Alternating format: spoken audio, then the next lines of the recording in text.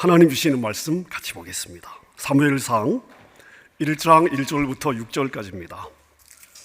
사무엘상 1장 1절에서 6절까지 말씀을 우리 한 절씩 교독하도록 하겠습니다. 사무엘상 1장 1절 제가 먼저 읽겠습니다. 에브라임 산지 라마다 임소빔에 에브라임 사람 엘가나라 하는 사람이 있었으니 그는 여로함의 아들이요 엘리후의 손자요 도후의 증손이요 숲의 현손이더라. 2절 그에게 두 아내가 있었으니 한 사람의 이름은 한나요 한 사람의 이름은 브닌나라. 브닌나에게는 자식이 있고 한나에게는 자식이 없었더라.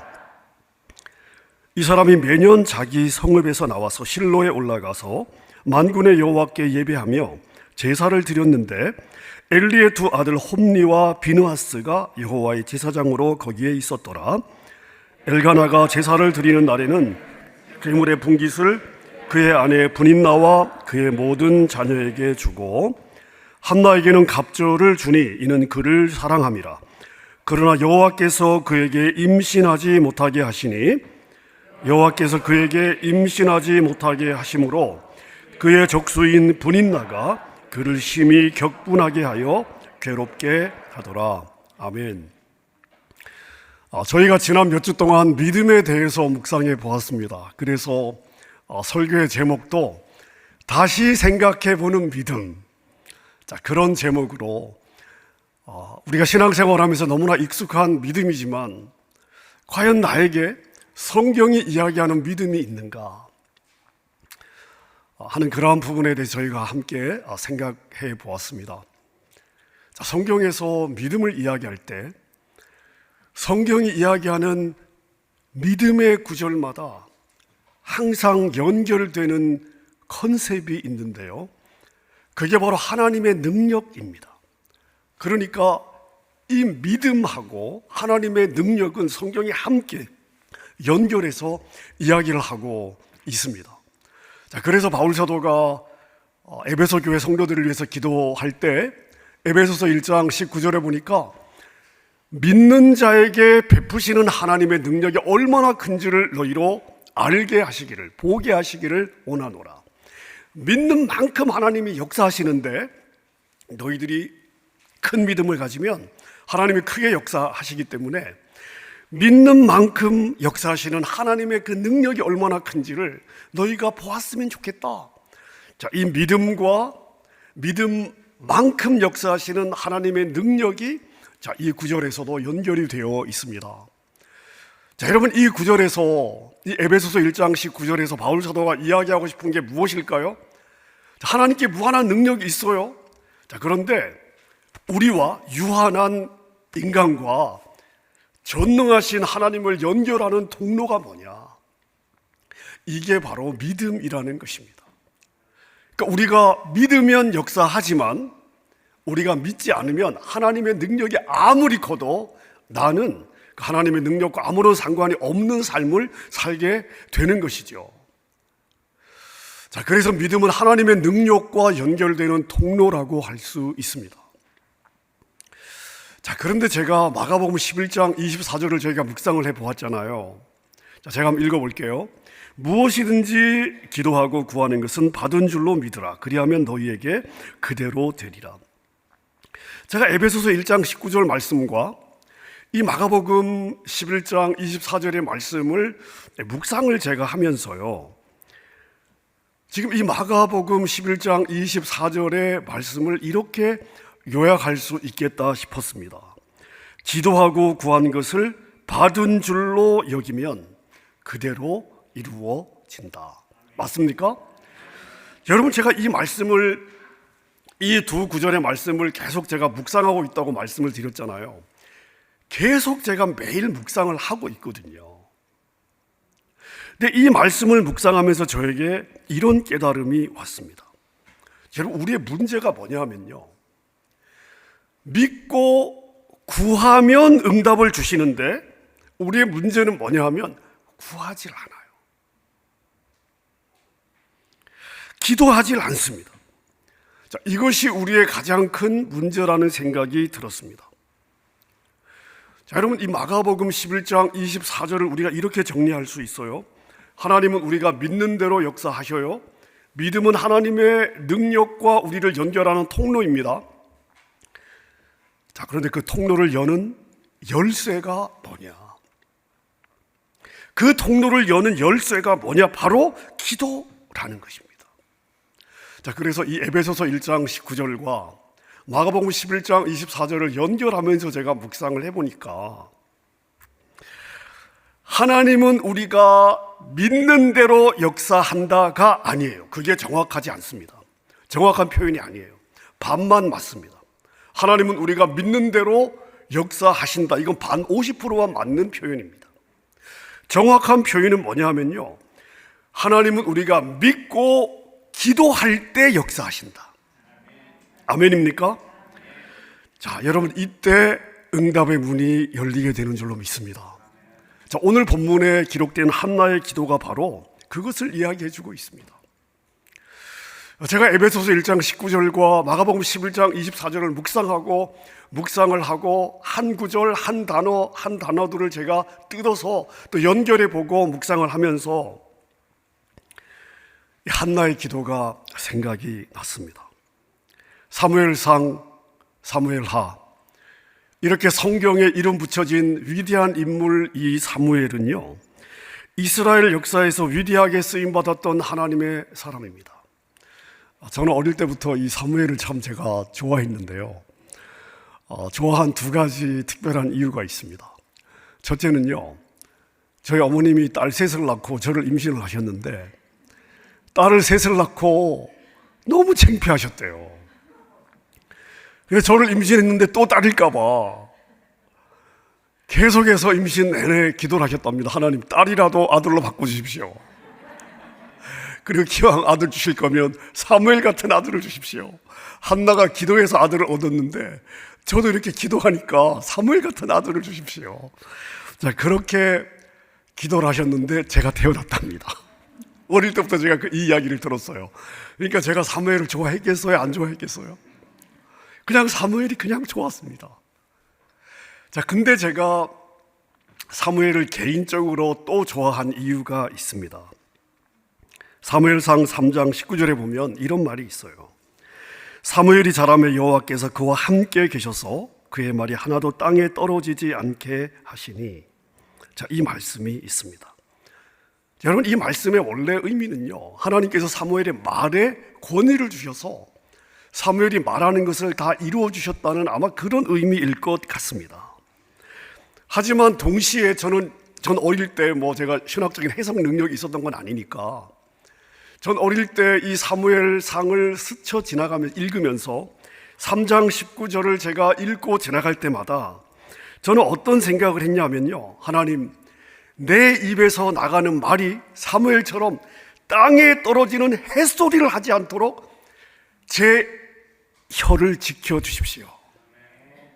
이게 어릴 때부터 제 마음에 이 구절을 읽을 때마다 소원이었습니다. 사무엘처럼 내 입에서 나가는 말은 땅에 떨어지지 않도록 나는 절대 햇소리를 하며 살지 말자. 물론 제가 그렇게 다 산 건 아닌데 어릴 때 이 말씀을 붙잡고 제가 기도를 하고 이 말씀을 늘 이렇게 염두에 두니까요, 이게 실제 이 햇소리를 안 하면서 사는데 많은 도움이 된 것은 아닌가 싶습니다. 자, 사무엘은 이렇게 하나님께 쓰임받은 위대한 선지자였는데요, 이런 믿음의 사람 사무엘이 세상에 태어나게 된 배경이 뭐냐? 오늘 구절은 그걸 적고 있습니다. 사무엘이 이 땅에 태어난 그 배경에 가장 중요한 것은 사무엘의 어머니였던 한나의 아픔과 서름이 있었습니다. 자, 오늘 본문에 보니까 에브라임 지파의 엘가나라고 하는 사람이 있었습니다. 그에게 아내가 둘이 있었는데 한 명은 한나고 한 명은 브닌나였습니다. 한나에게는 자식이 없었고 브닌나에게는 자식들이 있었어요. 자, 내가 요즘 부부 중에 우리의 안 낳고 그냥 살자는 부부들이 많아가지고 출산율이 계속 떨어지고 있잖아요. 심각한 문제인데 한나는 아이를 간절히 원했습니다. 근데 생기지를 않았어요. 이것이 한나의 아픔이었습니다. 한나를 더 아프게 했던 것은 뭐냐면 둘째 부인이었던 브닌나는 한나와 달리 너무나 쉽게 아이를 가진다는 거예요. 해가 지날수록 브닌나에게는 아이가 점점 더 많이 생기는데 정작 한나는 자기가 직접 낳은 아이가 하나도 없었습니다. 그러니까 시간이 가면 갈수록 한나의 마음이 고통이 더 심해지는 거예요. 게다가 이 브닌나라고 하는 여자는요, 보니까 성질이 아주 고약했던 것 같아요. 분명히 오늘 본문에 보니까 우리가 지금 짐작할 때 한나가 아이 못 낳는 여자라고 굉장히 비아냥거리면서 아마 속을 뒤집어 놓았던 것 같습니다. 내가 아이를 원하지만 낳을 수 없는 것 때문에도 충분히 힘들고 고통스럽고 슬픈데 여러분, 내가 어쩌지 못하는 일로, 내가 원하지만 내가 어쩌지 못하는 일로 내가 놀림을 받을 때에 한나의 마음이 얼마나 힘들었겠습니까? 오늘 본문을 보니까 한나의 남편 엘가나는 이 브닌나보다 한나를 더욱더 사랑해 주었어요. 자, 그런데 포인트는 뭐냐? 그것이 한나에게 별로 위로가 안 됐다는 것입니다. 한나에게 위로가 별로 되지 않았어요. 한나의 아픔에 별로 위로가 되지 않았습니다. 한나의 입장에서는 너무나 간절히 원하는데 자기 힘으로는 해결할 수 없는 그러한 문제였습니다. 여러분, 이것이 바로 한나가 기도할 수밖에 없었던 상황이고 이것이 한나가 기도하게 되었던 출발점이 되었습니다. 네, 여러분, 사실 오늘 저희가 이 본문을 읽으면서 이렇게 한번 생각해 보십시오. 한나에게 이런 인생의 한계가 있었어요. 너무나 간절히 원하지만 자기 힘으로는 해결할 수 없는 거예요.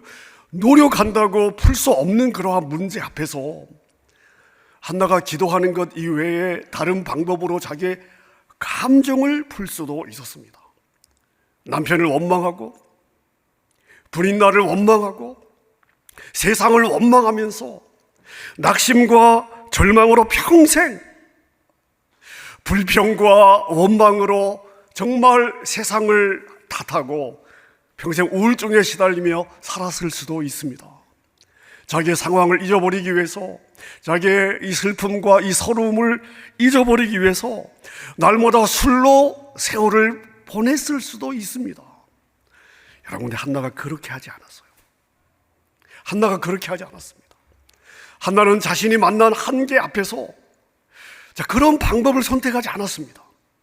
자신의 문제를 해결해 줄 수 있는 하나님께 나와 엎드리기 시작했습니다. 여러분, 이것이 한나의 인생에 있어서 역전의 전환점이 된 줄로 믿습니다. 현재 저희가 이제 주일 오후마다 저희가 임직훈련을 하고 있어요. 원래 임직을 받으신 분들과 이번에 이제 임직을 받으시는 분들이 함께 주일날 오후에, 또 주일날 오후에 시간이 안 되시는 분들은 토요일 저녁에 임직훈련을 받고 있는데요. 제가 이렇게 조별로 기도의 제목을 좀 정리해서 보내달라고 부탁을 드렸습니다. 그래서 저에게 이제 기도 제목을 보내주신 우리 조의 경우는 제가 이제 매일 아침 제가 이 자리에서 기도를 하고 있는데 매일 아침 제가 기도를 하고 있어요. 근데 제가 받은 그 기도의 제목들을 보면서 그냥 평상적인 기도의 제목들도 있지만 그냥 기도 제목 자체만으로, 짧은 기도의 제목이지만 그 기도 제목 자체만으로 그냥 가슴에 오는, 숨이 막히는 그러한 절박한 기도의 제목들도 있습니다. 당연히 더 간절하게 기도가 되죠. 여러분, 우리의 인생에 내가 정말 원하지만, 내가 정말 뚫어내야 되지만, 간절히 원하지만 내 힘으로 해결할 수 없는 것들이 분명히 있습니다. 자, 그런데 이것이 절망의 포인트나 낙심의 포인트가 아니라는 것입니다. 물론 하나님을 모르는 사람들에게는 그럴 수 있어요. 근데 여러분, 하나님께 오늘 이 자리에서 또 온라인으로 예배하는 저희들에게는 하나님이 계시잖아요. 들으시는 하나님이 계시잖아요. 여호와께 능하지 못하신 일이 있겠느냐? 아니요, 하나님 여호와께 능하시 못하신 일이 없지요. 아멘입니까? 여러분, 우리는 이 하나님께 구할 수 있는 특권이 있습니다. 이것은 자녀만이 가지는 특권입니다. 자, 한나는 너무나 큰 아픔을 가지고 있었고요, 감당할 수 없는 마음의 서름을 가지고 있었지만 이 문제 때문에 낙심하지 않고 그 문제를 가지고 하나님께 나왔습니다. 여러분, 이것이 한나의 절망, 하지만 이 절망 때문에 하나님께 이 문제를 가지고 나왔을 때 한나가 가졌던 그 문제가 시대를 살리는 믿음의 사람 사무엘이 이 땅에 태어나게 된 축복의 물꼬가 된 줄로 믿습니다. 여러분, 우리 인생이 모든 것이 편안해요. 이때 우리의 무릎이 주님 앞에 꿇어지면 그건 정말 축복입니다. 자, 그런데 제가 볼 때요, 인간에게 이게 잘 되질 않습니다. 모든 것이 잘 나가고 편안해질 때 하나님께 더 간절하게 우리가 매달릴 수 있으면 정말 최상의 믿음의 사람이에요. 이게 쉽지 않습니다. 인간은 벼랑 끝에 서서 절박해야 주님께 나오게 돼요. 여러분, 그래서 인생에서 우리가 뭔가 큰 결핍을 경험하게 될 때 이것이 우리에게는 절망일 수 있지만, 하지만 하나님께 나와서 우리가 기도의 제목으로만 바꿀 수 있다면 내 인생에 어쩌면 그것이 이 시대의 전환점이 될 수도 있다. 여러분, 이것이 하나님을 믿는 저와 여러분들이 가진 특권인 줄로 믿습니다. 오늘 저와 여러분들이 가진 문제, 여러분이 가진 결핍, 여러분 앞에 놓인 장애물 하나하나가 내가 그 문제를 가지고 그것을 기도의 제목으로 삼기만 한다면 지금까지 내가 경험할 수 없었던 축복의 시작이 될 수 있습니다. 여러분, 전제가 있어요. 내가 그것을 가지고 기도할 때, 낙심하지 않고 기도할 때, 내 절망의 깊이만큼 간절한 마음으로 주님 앞에 매어 달릴 때 하나님은 반드시 들으실 줄로 믿습니다.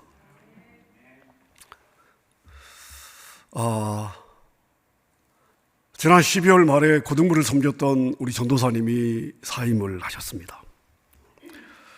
그래서 진지하게 12월 말까지 이제 사임을 하기로 이야기가 됐었기 때문에요. 작년 11월 초부터 저희가 이제 이민교회에서 사역자를 구할 때 저희가 광고를 하는 몇몇 그 웹사이트가 있습니다. 거기에 저희가 광고를 내고, 그리고 저도 제가 아는 인맥을 통해서 적당한 또 우리 교회에서 사역할 수 있는 사역자가 있는지 수소문을 했습니다. 몇 번 가능성이 생길 뻔했는데요, 결국은 다 주변의 다른 교회로 결정을 해서 세월은 흘러가고 시간은 흘러가고 드디어 5월이 되었습니다. 그러니까 고등부 사역자가 없이 1월, 2월, 3월, 4월, 이제 5월 달이 된 거예요. 그 사이에 우리 EM을 섬기는 우리 임 목사님, 또 앤드리 전도사님, 중등부를 섬기는 우리 김명희 전도사님이 그냥 돌아가면서 예배를 섬겨주고 했습니다. 선생님들도 고생이 참 많았고요. 자, 근데 여러분, 저희가 팬데믹을 지났잖아요. 지금도 지나가고 있고, 그러니까 중고등부의 모든 모임이 다 뭘로 진행이 되어? 영상으로 진행이 되고 있습니다. 금요 모임도 영상으로, 주일도 영상으로, 자, 영상으로 사역들이 진행이 되고 있습니다. 아이들이 집중하기 어려운 상황이에요. 여러분, 그래서 더 저희에게 고등부를 섬기는 우리 사역자가 필요했습니다. 제가 볼 때 우리 부모님들 입장에서는 더 아마 마음이 어려웠을 것 같습니다. 고등부 시절은 사춘기잖아요.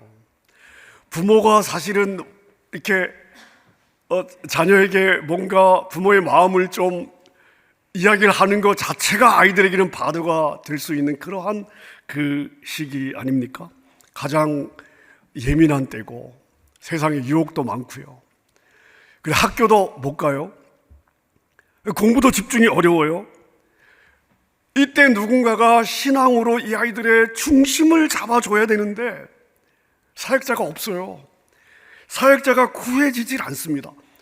언제 구해질지 알 수 없는 그러한 상황에서 시간들이 흘러가고 있었습니다.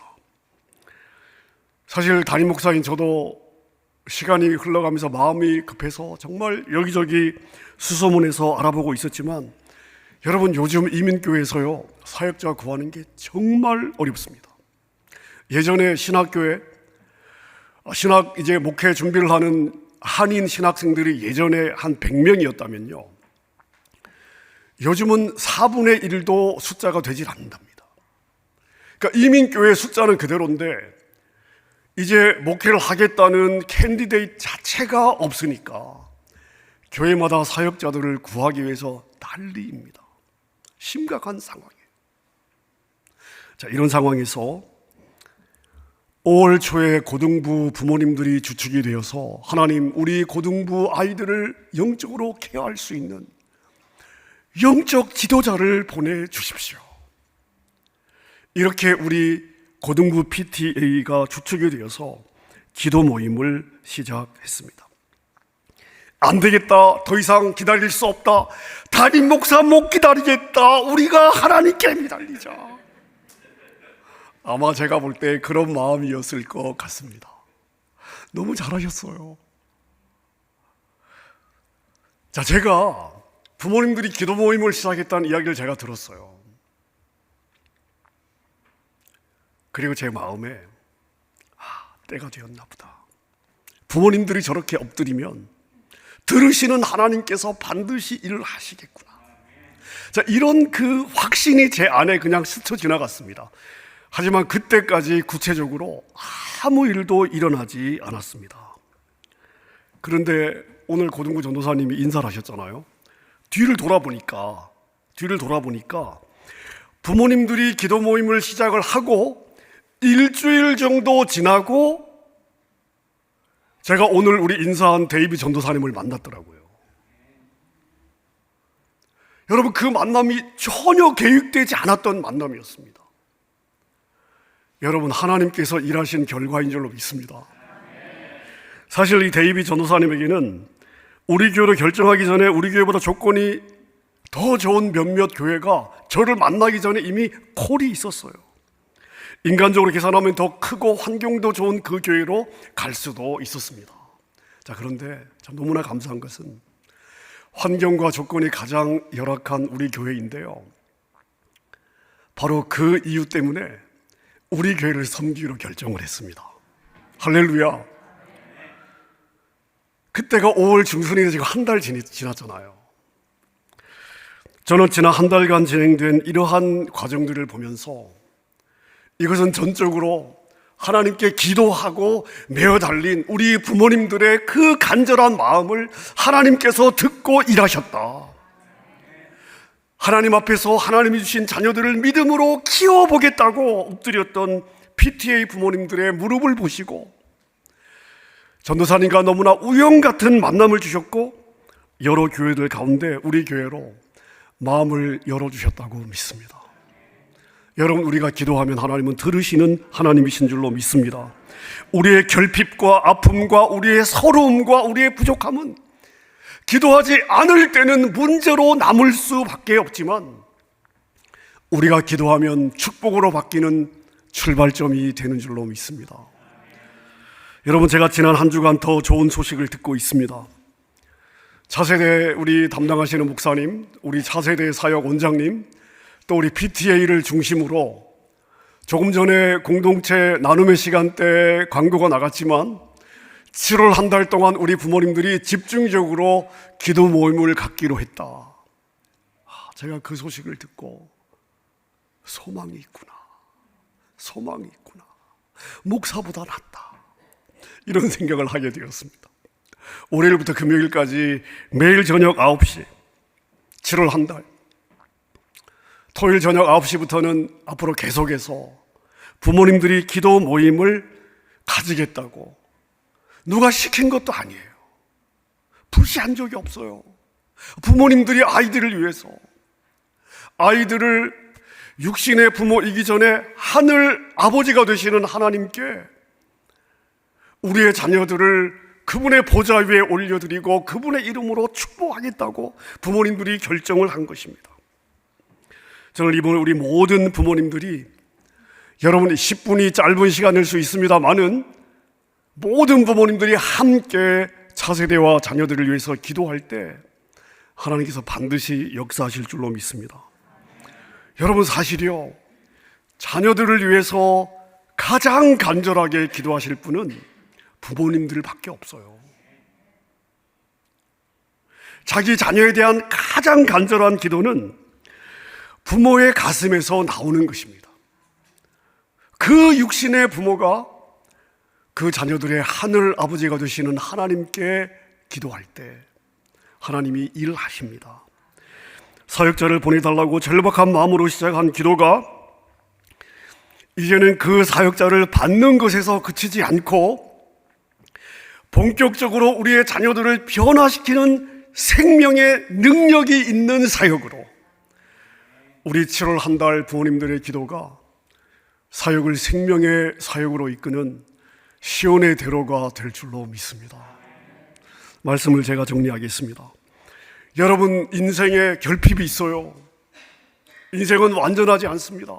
우리가 태어났을 때 인생은 망가져 있었고요, 관계는 깨어져 있었고요, 우리는 이미 태어날 때 죄인으로 태어났습니다. 그래서 그냥 누구 때문이 아니라 이미 태어났을 때 이 세상은, 그리고 내가 태어나서 맺게 된 관계는 완전하지 않고 환경은 결핍되고 있었고, 여러분, 그리고 나도 죄인으로 태어났습니다. 그러니까 결핍, 아픔, 부족함, 서러움은 죄인으로 태어난 우리 인생에 그냥 지고 가야 되는 한계일 수 있습니다. 하지만 그러한 한계 앞에서 세상 사람들은 자기의 힘으로 노력해요. 발버둥쳐 봅니다. 한계가 있습니다. 또 많은 사람들은 포기해버립니다.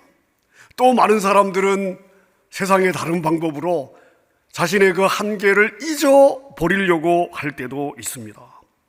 하지만 여러분, 우리에게는 선하신 하나님이 있습니다. 히브리서 4장에 뭐라고 말씀하고 있습니까? 우리 하나님의 보좌는 때를 따라, 우리가 필요할 때 그 때를 따라 우리의 필요한 그 부분을 도우시되, 우리가 언제 어떠한 모습으로 나아가도 우리를 받아주시는 은혜의 보좌다. 여러분, 성경이 우리에게 그걸 말해주고 있습니다.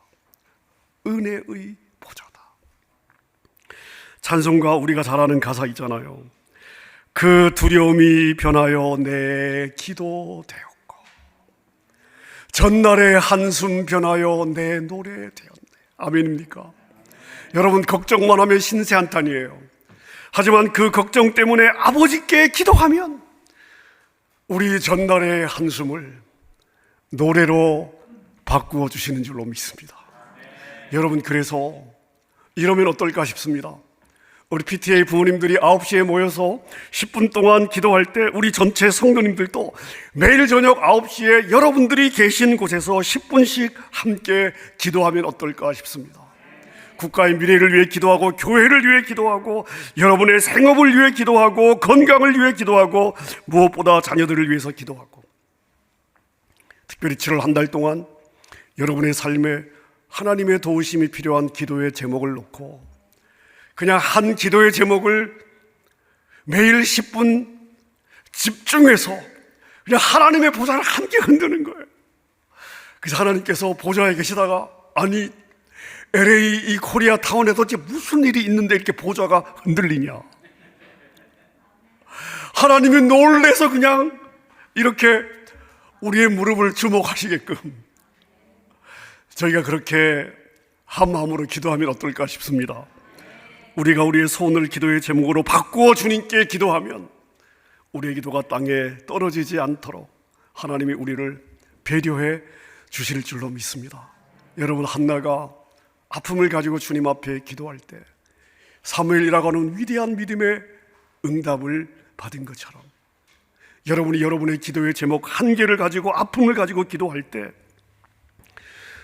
그전에 경험할 수 없었던 축복의 물꼬가 열릴 줄로 믿습니다. 마가복음 11장 24절을 제가 다시 한번 읽겠습니다. 무엇이든지 기도하고 구하는 것은 받은 줄로 믿으라. 그리하면 너희에게 그대로 되리라. 이 믿음으로 기도하고 이 기도 때문에 응답의 기쁨을 추수하는 여러분들의 여정 될 수 있기를 주님의 이름으로 축원합니다.